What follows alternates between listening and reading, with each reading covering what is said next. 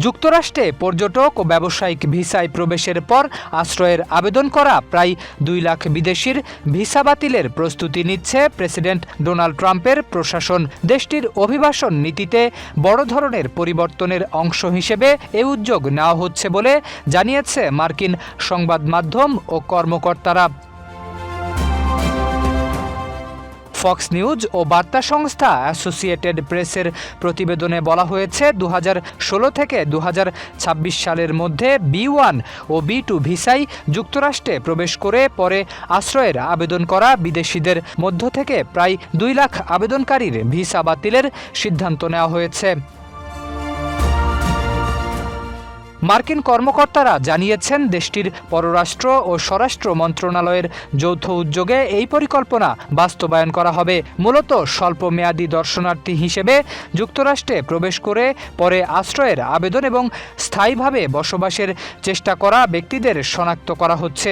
এ বিষয়ে মার্কিন পররাষ্ট্র মন্ত্রণালয়ের মুখপাত্র টমি পিগট অ্যাসোসিয়েটেড প্রেসকে পরিকল্পনাটির সত্যতা নিশ্চিত করেছেন। তিনি জানান, স্বল্পমেয়াদী অভিবাসী ভিসায় যুক্তরাষ্ট্রে প্রবেশের পর যারা আশ্রয়ের আবেদন করেছেন, স্বরাষ্ট্র মন্ত্রণালয়ের সঙ্গে সমন্বয় করে তাদের শনাক্ত করা হচ্ছে এবং ভিসা বাতিলের সিদ্ধান্ত নেওয়া হয়েছে। ঠিক কতজনের ভিসা বাতিল করা হবে এ বিষয়ে সুনির্দিষ্ট সংখ্যা জানাতে রাজি হননি মার্কিন পররাষ্ট্র মন্ত্রণালয়ের এই মুখপাত্র। টমি পিগট বলেন, প্রক্রিয়াটি এখনও চলমান রয়েছে, ফলে এখনই নিশ্চিত করে বলা সম্ভব নয় শেষ পর্যন্ত কতজন আবেদনকারীর ভিসা বাতিল হতে পারে। ট্রাম্প প্রশাসনের এই উদ্যোগ কার্যকর হলে যুক্তরাষ্ট্রে আশ্রয়প্রার্থী বিদেশিদের ওপর নতুন করে বড় ধরনের চাপ তৈরি হতে পারে। একই সঙ্গে দেশটির কঠোর অভিবাসন নীতির বাস্তবায়ন আরও জোরদার হওয়ার ইঙ্গিতও দিচ্ছে এই সিদ্ধান্ত।